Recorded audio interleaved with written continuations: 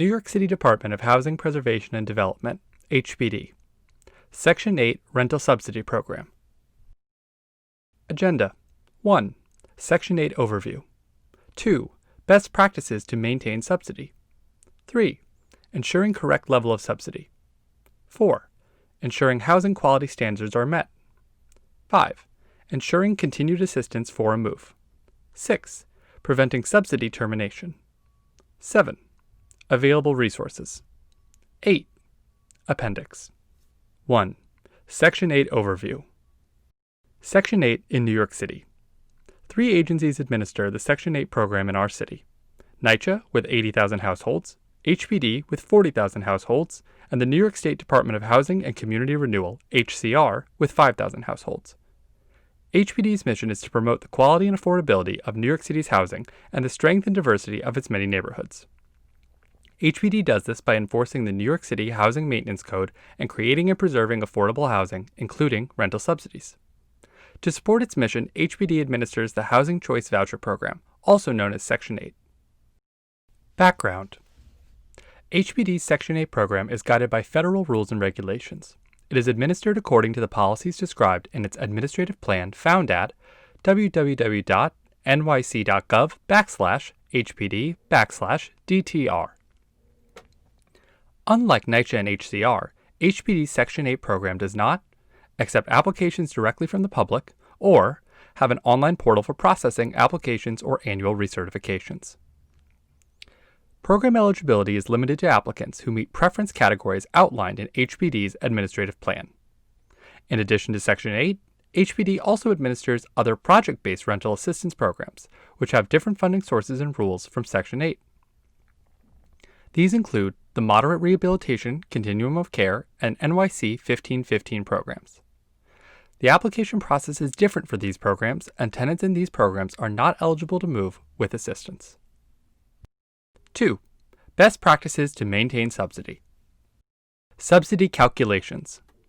Section 8 program participants typically contribute 30% of their income towards rent, tenant share. HPD pays the remainder of the rent, the difference between the tenant share and the payment standard, in the form of a subsidy straight to the owner. The subsidy is limited to the payment standard, which is the maximum level of subsidy that can be paid by HPD. The payment standard schedule can be found at www.nyc.gov/HPD-payment-standards. Participants can lease a unit for which the full rent is greater than the payment standard. In these cases, tenants are responsible for paying the difference. When requesting approval to move to new units, the family cannot pay more than 40% of their income towards rent. Communication. All participant responsibilities are laid out in HPD's Section 8 briefing book. Below are general guidelines and best practices for communication with HPD. Participants should open all communications received from HPD and respond by the deadline given. If for any reason a participant is not able to respond to the request in full or by the specified deadline, they can request an extension by calling 917-286-4300 or emailing to dtrai@hpd.nyc.gov. Email contacts for different activities can be found at the link here. Additionally, all Section 8 forms and a portal for submission of documents can be found at www.nyc.gov/HPD/DTR-forms. Stakeholders play a key role in supporting participants in collecting and submitting documentation. DTR Forms webpage. On this slide, you'll see a screenshot of the website at www.nyc.gov/HPD-DTR-forms. This tab on the HPD website will show you all of the forms for Section 8. Email communication. On this slide, you'll see a screenshot of the website at www.nyc.gov/HPD-DTR-forms. You'll see a red square around a link to DTR email communications. Common issues. Participants should immediately report any lost income to recalculate subsidy. All households are expected to pay their tenant share of rent on time. All household income is included in the tenant share of rent calculation. Each member of the household who is not a full-time student is expected to contribute a portion of their income. Participants must continue to pay their tenant share or rent even if there is a Housing Quality Standard (HQS) failure in the unit. In cases when HPD withholds payment to owners for HQS failures, owners cannot take eviction action against a participant. Participants must not leave an assisted unit without HPD approval except in cases of emergency. Common issues. The most common reasons for subsidy termination include vacating an assisted unit without approval from HPD, failure to submit a recertification package, missed appointments and deadlines, failure to submit documents, eviction, and failure to provide access to a unit for inspection. 3. Ensuring correct level of subsidy. Overview. The participant share of rent is generally calculated as 30% of the household's gross income. All household income is counted towards determining tenant share, with the exception of income earned by full-time students. If the rent for a unit is more than the payment standard, the family will pay the difference, meaning more than 30% of their income towards rent. If participants are required to pay for utilities directly, their tenant share is adjusted by a utility allowance. The tenant share of rent will be recalculated annually. Approximately 90 to 120 days before the anniversary of program admission, HPD will send an annual recertification package to the household. Participants must complete and return the package by the deadline listed. If household composition and income change between annual recertification dates, HPD processes an interim certification to adjust the subsidy. It is the family's responsibility to notify HPD of any changes to the household composition or decreases in family income. Increases in income do not need to be reported between annual recertifications. Annual recertifications. An annual recertification package provides HPD with an update of any changes in household income or family composition in the past year. It is required for all Section 8 households every year. Recertification forms can be found and submitted online through HPD's website portal at www.nyc.gov/HPD-DTR-forms. The package can also be mailed to HPD at 100 Gold Street, New York, 10038, or emailed to dtrai@hpd.nyc.gov. Email submissions should be encrypted for privacy protection. Or fax to 212-863-5299. Whether the package completion is straightforward or complex depends on the size of the household and variables that affect each household's income. Recertification components. Cover page. Certification required by head of household. Declaration section. This is where the household reviews and updates information previously reported to HPD. All information submitted to HPD must be accompanied by verification documents. Verification forms and documents. All applicable recertification forms must be signed and dated prior to submission. All income, adjustments to income, assets, and family composition updates must be documented through a third party or through forms enclosed in the recertification package. HUD forms. The Authorization to Release Information form provides consent for HPD to conduct third-party verification. It must be completed every year. On this slide, you'll see a screenshot of the website at www.nyc.gov/HPD-DTR-forms. On this page, you'll see a tab labeled Section 8 Forms and forms underneath that are related to tenants. Completing and submitting the package. Packages should be submitted by the deadline with available information and documentation.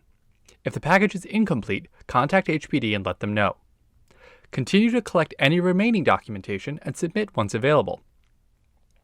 Participants should make sure to respond to any additional requests for information by the due date. HPD will review and verify information submitted and provide participants and property owners with a rent breakdown letter.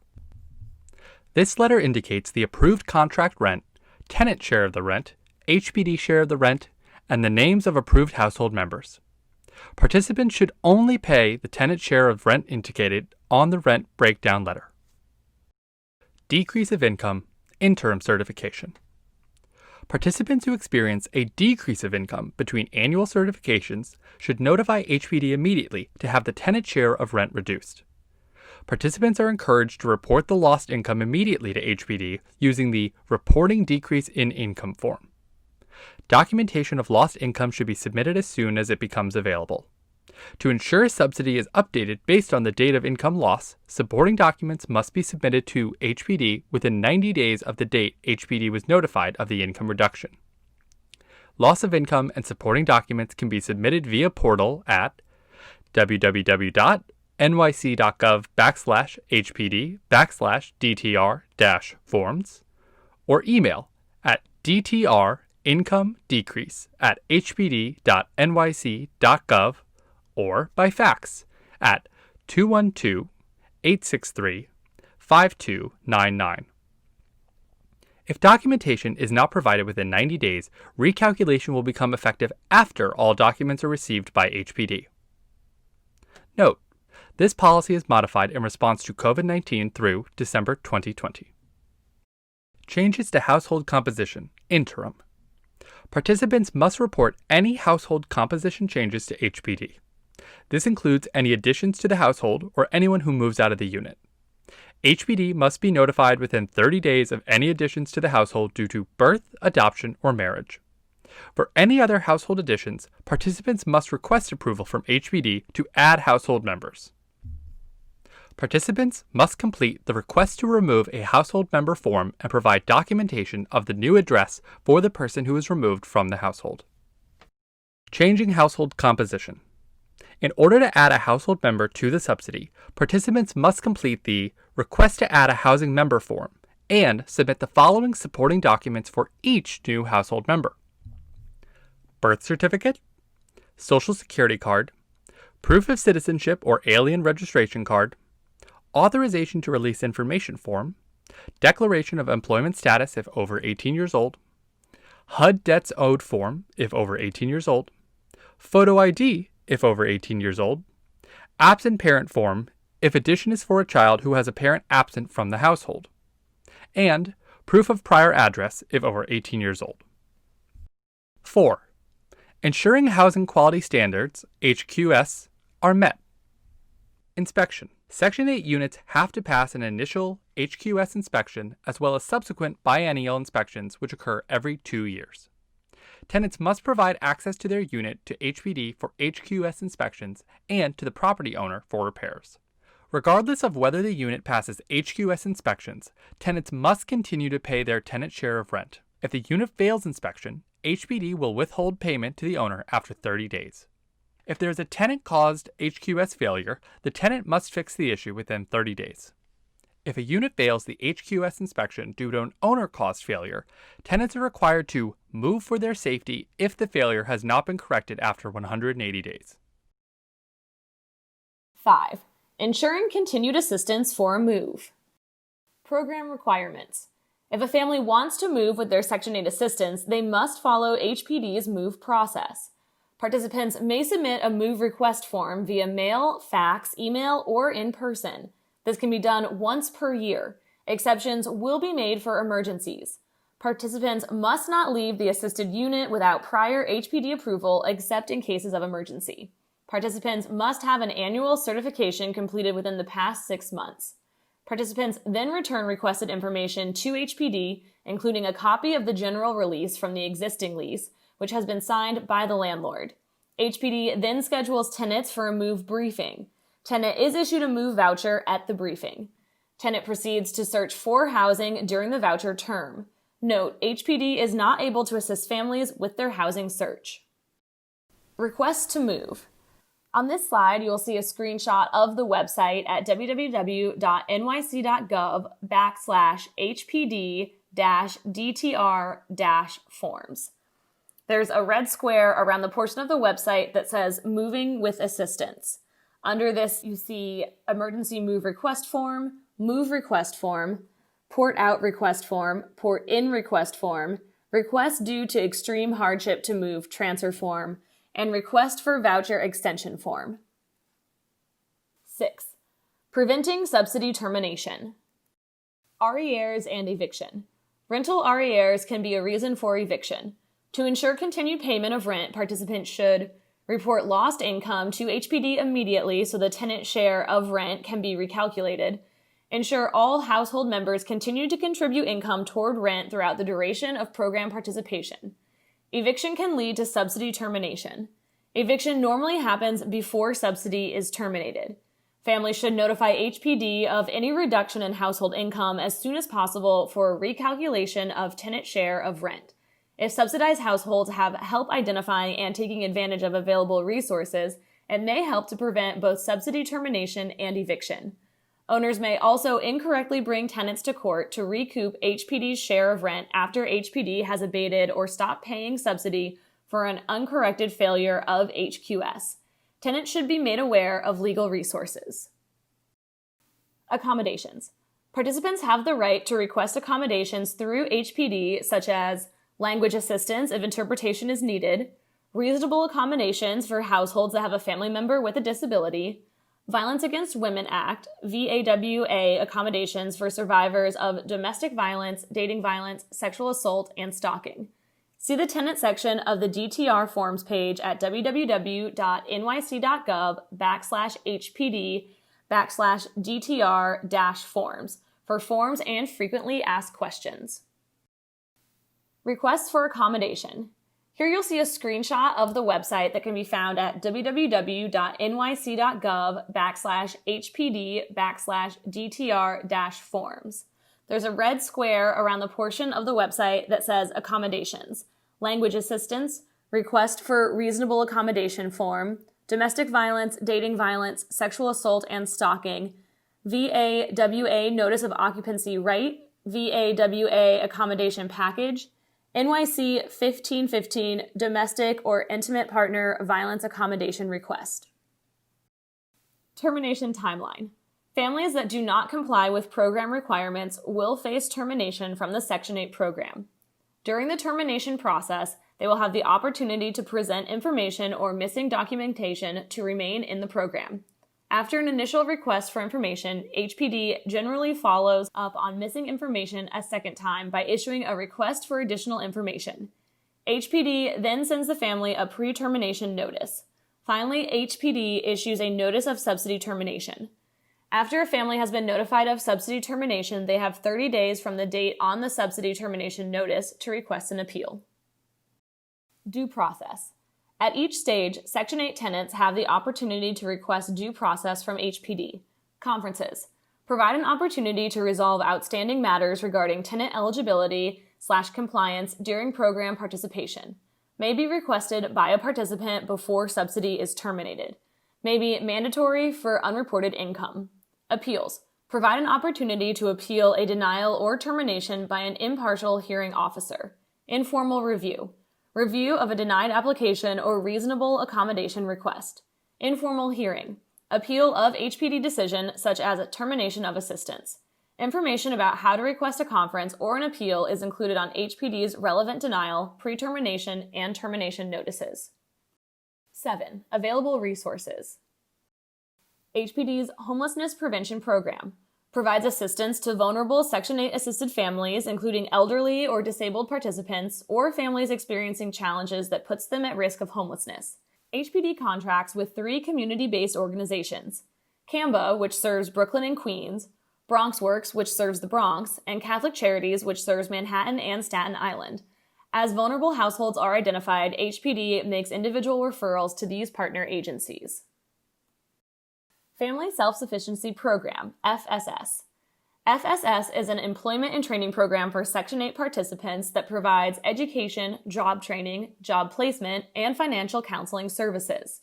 When household income increases from employment earnings, any resulting increase in the tenant's share of rent is matched in a savings account that becomes available upon successful completion of the program. Information can be found at www.nyc.gov/HPD/FSS.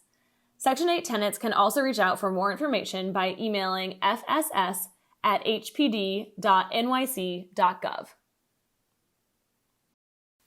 Citywide Financial Planning Resources. HPD partners with the City's Office of Financial Empowerment, OFE, to assist New Yorkers with low incomes by developing and offering innovative programs and services to increase access to income-boosting tax credits and savings. Programs include Empowered NYC, helps New Yorkers with disabilities and their families manage finances and become more financially stable. Financial Empowerment Centers, provides free one-on-one financial counseling to help tackle debt, open a bank account, improve credit, and more. Financial Education Network, consists of a network of nonprofit organizations and financial institutions to improve quality and accessibility of financial education. NYC Free Tax Prep offers free tax prep for New Yorkers who earn $64,000 or less and coordinated campaign about free filing options and refund-boosting tax credits. NYC Safe Start Account offers a safe and affordable starter account through a city partnership with 7 banks and 4 credit unions. Ready to Rent helps New Yorkers prepare to apply for affordable housing by free one-on-one financial counseling and assistance with affordable housing applications. Contact/questions. Information about and resources for HPD's Section 8 program can be accessed through HPD's website, www.nyc.gov/HPD/DTR. Resources, www.nyc.gov/HPD/DTR-resources in process. Forms and a portal for uploading documents, www.nyc.gov/HPD/DTR-forms. By phone, 917-286-4300. In person, HPD's Client Services Center at 100 Gold Street, New York, New York, 10038. The Client Services Center is currently closed for in-person interactions due to COVID-19. Appendix. Acceptable documents for proof of income. Employment. Pay stubs. Consecutive pay stubs, at least 2 pay stubs for monthly pay, 4 pay stubs for biweekly pay, and 6 pay stubs for weekly pay. Tax returns. Verification of wage form, employer letter, or other verification of employment from your employer. Self-employment. 1099 statements, 1099 DIV, 1099-G, 1099-MISC, 1099-R. Federal tax returns with Schedule C. IRS tax transcripts with wage and income transcripts. Social Security. SSI award letter, Social Security benefits. Adoption/foster care. Foster care letters, guardianship papers, letters of administration. Public assistance, budget letter. Workers' compensation statement. Military pay/veterans benefits, pension award letter, military pay statement, veterans pay statement.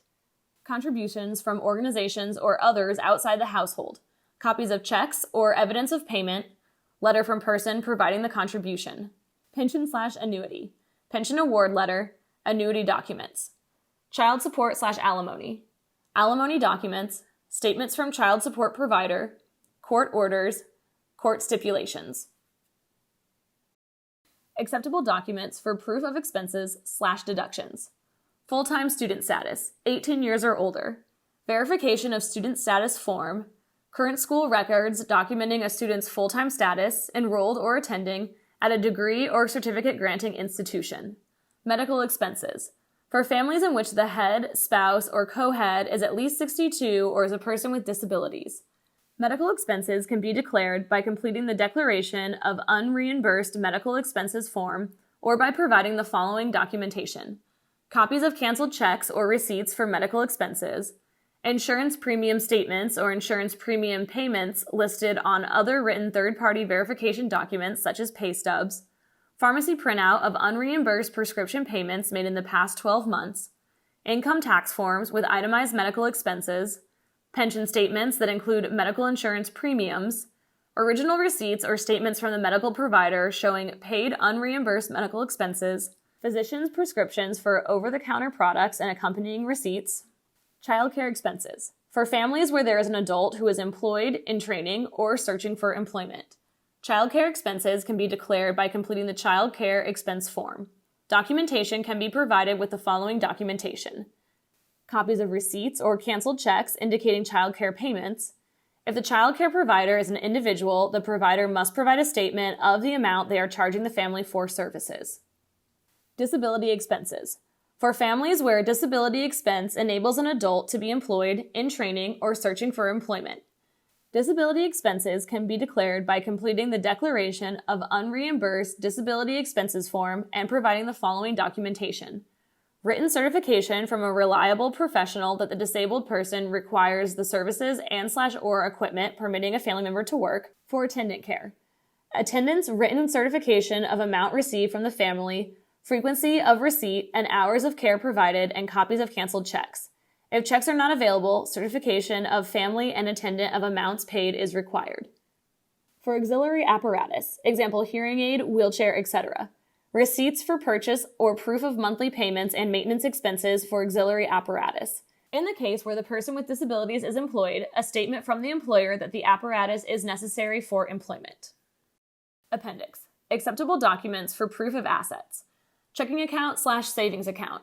Bank statements. 1099 interest statements along with value and documentation of assets.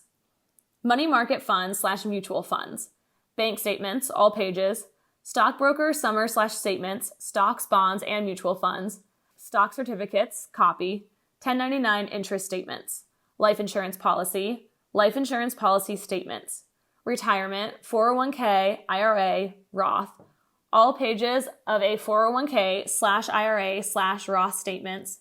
Bank statements, all pages. Stocks/bonds. Stockbroker statements, stocks, bonds, and mutual funds. Stock certificates, copy. 1099 interest statements. Real estate. Real property declaration form. Letter from closing attorney and unrecorded deed. Letter or agreement from the condominium/co-op. Proprietary lease. Co-op shareholder certificate. Recorded deed. Federal tax return, including Schedule E. Trust funds. Proof of trust funds, which includes trust agreements, bank statements, all pages.